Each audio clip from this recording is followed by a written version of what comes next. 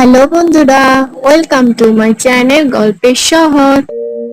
আমাদের ছোট নদী চলে বাঁকে বাঁকে, বৈশাখ মাসে তার হাঁটু জল থাকে।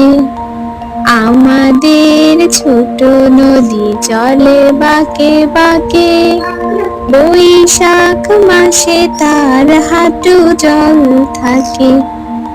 পার হয়ে যায় গরু, পার হয় গাড়ি, দুই তার উঁচু পার, ভালো তার পাড়ি।